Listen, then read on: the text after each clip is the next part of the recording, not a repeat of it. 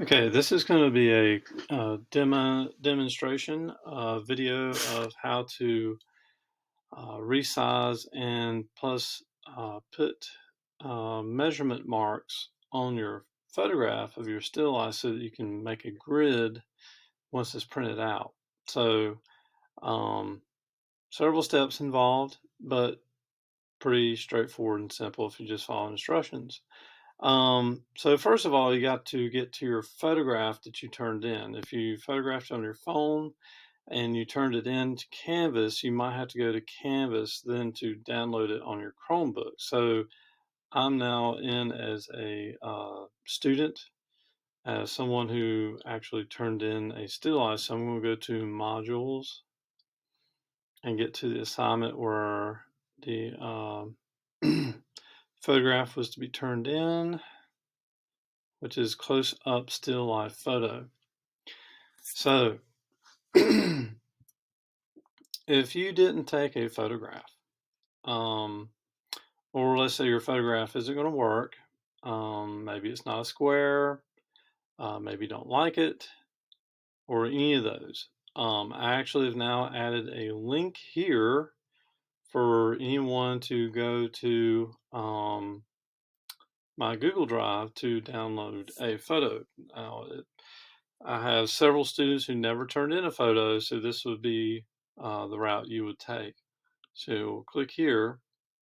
Now you might could get by with taking a photograph between now and the next time where we actually start paying our still life, and then you could go back and do this. But for now, to get a grade, you could just do this, okay, which is just use one of the photos that I've taken. Looks like I basically about took the same photo twice there. So anyway, you could select from any of those and download one of those. I suppose if you click on it, let's see, how would you download it? I guess double tap on that. Um, I don't know. It might be because I'm logged in under myself. It might be a little different to download, but essentially you'll need to download one of those. Pick from any one of these that you could use. Okay, that's if you do not have a photograph or you're not happy with photographs that you took and you want to retake or any of that. This is a backup plan where you could use any of these one photos, download it, and use this for this lesson, okay? So I'm going to get back to the module, and let's say you did turn in a photograph. Let's say this is the photograph you turned in. So you have the photograph on your phone, you upload it to Canvas, and now you need to get into the next thing we're going to use, which is Photopea, which means you're going to have to probably download it from Canvas in order to do that. So how do you do that? Well, here's the little down arrow. This is your download. I'm going to click on that. And that's going to essentially make it a PDF. Okay. Now, the PDF, I mean, I'd rather it be a JPEG, but we'll just work with that. Okay. Now, before we go to that, to open that, let's go and open, let me actually close that right there. Open up a new tab, and we're going to look for Photopea. Photopea.com. So Photopea is an online photo editor created by Adobe, which is what a lot of people in the industry use. This is actually a really strong software for photo editing. So if you're not familiar with it, give it a try sometime. You can do a lot of things that you can actually do in Photoshop. A few things a little different, but it's pretty good. So you'll have ads over here a lot of times that pop up and so forth. You don't have to download the software. That's why it's great for Chrome and so forth. So we'll probably come back to probably using Photopea again sometime. So we're going to go to File. Actually, I've got a little green arrow down here I can activate, and we'll make my pointer much more pointy, and you can actually see what's going on. So I'm going to go to Open. And now, here's all the still lifes I'd actually upload to the my drive, but right here is the one that I downloaded. As you can see here, it says .pdf. All the rest of these are JPEG. This was actually originally JPEG, and here you see. Actually, it's this image right here, and I'd upload it, and then I'd download it here. Okay, so I'm going to use this image. I'm going to click on that. I can probably double click and open, or I'm just going to click open there. All right, so there's our image. Now, I want to show you one thing compared to the other image, because I know something's really different here. For one thing, it says page 1 right there, which is a little odd. I guess that's because it's a PDF. Now, the image size, you can see, now these are inches up here. This is coming out to be about 7.5 inches. Let me open the original photo. I just want to show you the comparison of the image size from like my phone, how big that image is. So we can see here it's quite a bit larger. It's basically like 24.5 inches. Okay, so it's quite a bit larger. Something about uploading it to Canvas and then it converting to a PDF makes it a smaller image. So anyway, so we're going to either image, doesn't matter. Actually, I'm going to go back to the PDF because a lot of you might be downloading an image and being like this one and this size, so I'll work with this one. So right now, we want to go to image size. Okay, go under image, then image size. I don't know why my dog is barking there. I wish it would stop. So anyway, so you can see under image size, it says width, height, right? And then it says pixels over here. We don't want pixels. We want inches, okay? So you can see here, this is 7.5 inches. We can see that over here. Now, for some reason, some of you, I don't know why, maybe this right here, this ruler might be in a different measurement type other than inches, and I'll go back and show that. But anyway, so we got 7.5 by 7.5. The DPI is 144. That's quite a lot. So we're going to click OK. All right, so we're in inches, and it's 7.5 inches. So I'm going to actually click in this measurement area with 2 fingers on the touchpad. You're going to see here, I can change what type of measurements we have with pixels. You can see all the numbers like greatly increase, centimeters, and so forth. But again, we want inches, okay? All right. So let me get back to what we're going to actually do in terms of our size. Okay, your pane is going to be 10 inches by 10 inches. And right now, depending on what image you have pulled up in Photopea, it could be 20 some inches, it could be 7.5 inches, but we're all going to resize this, whatever size you have right now, into 10 inches. So let's go to image size, and we're going to make this 10. Now, if I click on this little chain right here, you're going to see this height change to 10, just like that, okay? So that lets me know my image is actually a square. Now, let's say you photographed and let's say you couldn't get your camera to make a square for some reason. It took me like a couple of classes for me to figure this out on everybody's phone, every different version of iPhone in terms of how to get to the square. So anyway, let's say yours says 10 by 12. You try to crop yours on your phone to make it a square, but it's not a square. I'll show you in a second how you could redo that, or how you could change this to a square. But this is just, again, why it's best to have a square to start with. But anyway, let's just say, okay. Let's just say for some reason, you have 10 inches and then this is 12 inches or 11 inches done this way, okay? You can take this tool right here, and it's a rectangle selection tool. You can take this and click outside up in this corner and drag it, and you'll see up on this ruler as I move this, that little line move, and you'll see over here this little line move over here. And then if I can line this up exactly where I want. Let's say I'm going to make this 8 inches by 8 inches. So I could come down to 8 inches there on left to right, 8 inches on top to bottom, and then I could crop that. Just go to image, I believe it's image, and then crop, and that will crop it.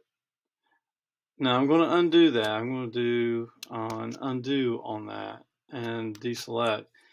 I'm only showing you that if your image is not a square, okay? You could eventually get it down to a square, or let's say your image was too big. Some of you, I put comments on your images that they were, you were too far out and need to crop in some more.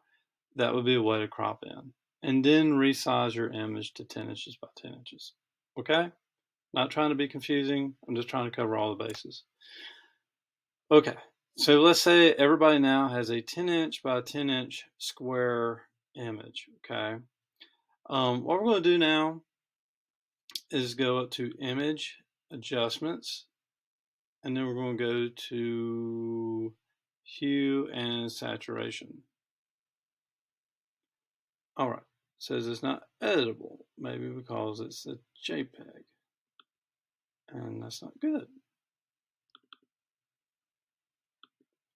I wasn't prepared for that to happen.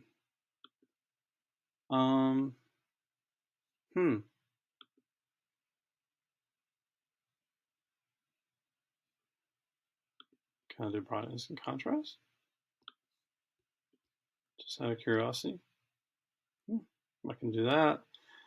I'm just doing this right now just to play around because I really would like to desaturate this image.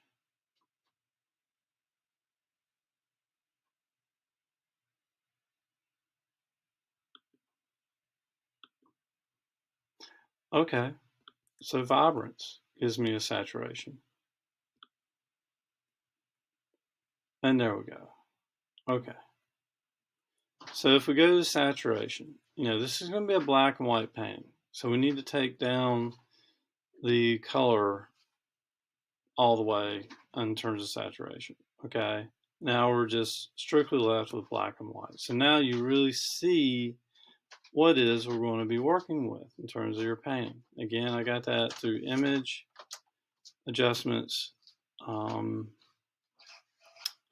I get to it through vibrance? Yeah, I did, didn't I? I was not expecting that. Let me go back to that hue saturation. Well, there we go. Now it's going to let me do it. So you could do it either way. For some reason it wasn't going to let me do it earlier. So, okay. So I'm going to get out of that, and I'm going to now start to make my measurements. Okay. So what I'm going to need to do is select this brush. Okay, this is the brush tool. Okay, so we need the brush tool. And so what we're going to do is we're going to put little measurement marks all the way around this. Okay, we're going to go and make a marks along the edge. So if I had actually printed this out and you were going to make a grid on it, this is what you would do. You would line up a ruler along this edge and you put little marks along the edge, or however so far that would be. So we're going to do 2 inches by 2 inches.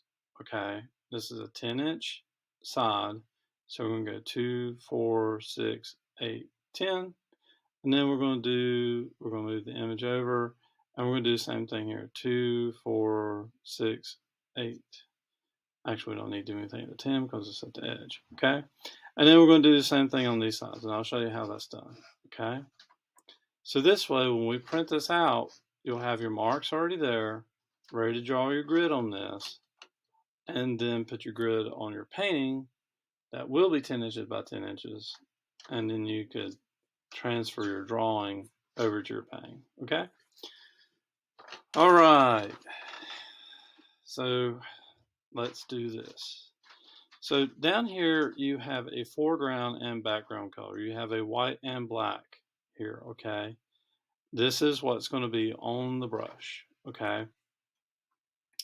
And if you bring your brush over here right now, actually, you can kind of see right there, there's a very small little circle on the tip of my green arrow.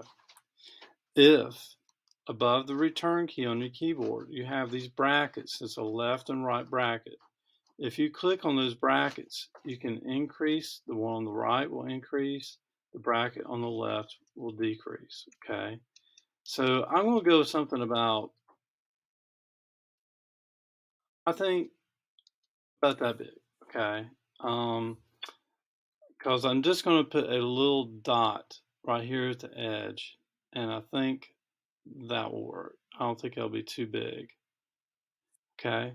So here's what's going to happen. I'm going to move this up near the 2. I'm going to move this over, my green over right under the 2, and put that circle of the brush right up under it, and then click. It must be rasterized. I bet that's why. Okay, I'm going to go down here to bitmap. And I think that, this is our thumbnail. Okay, this is our thumbnail of this image. Now, I believe to rasterize this, I'm going to 2-finger touch on this area. Ooh, this might be the same problem I was having earlier. See, it says rasterize right there. I should be able to rasterize this.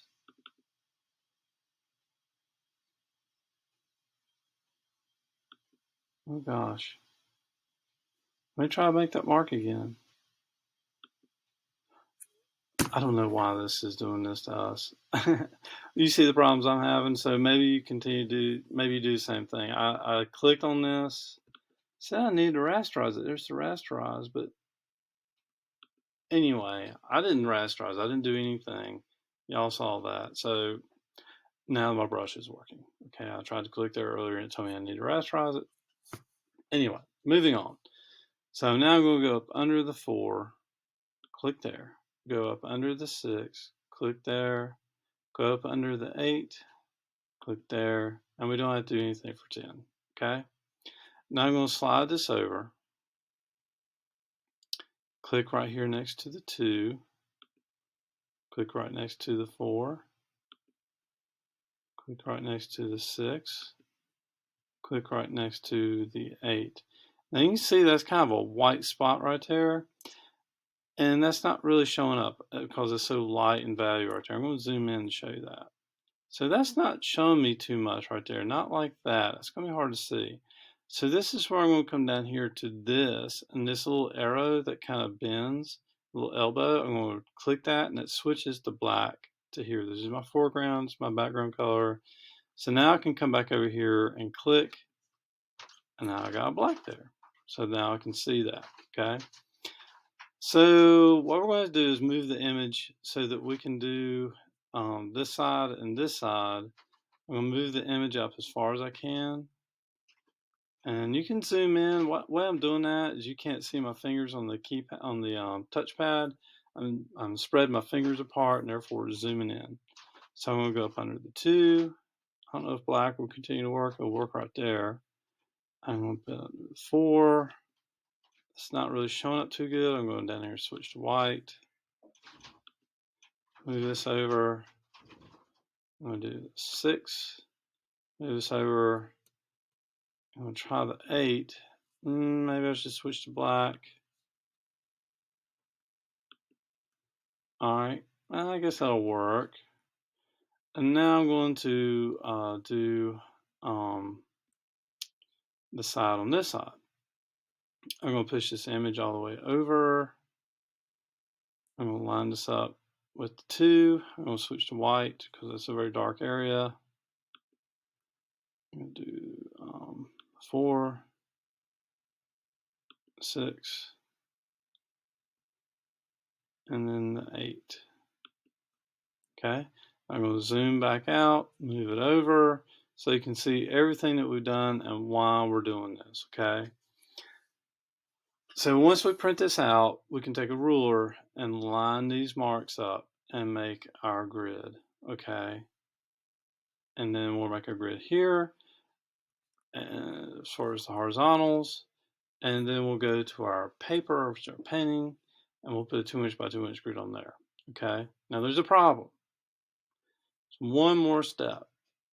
This we can't print, okay? I can only print 8.5 by 11-inch paper, and this is 10 inch by 10 inches. So we're going to have to make this an image small enough that I can actually print on 8.5 by 11 inches. So here's what we're going to do. We're going to go to image and image size again. And we're going to switch this to 7 inches. I'm going to hit the little chain. Whoops. Maybe I'll try it again. 7 inches. There we go. 7 inches. All right. So I'm going to click OK. And now we have an image that we can print out.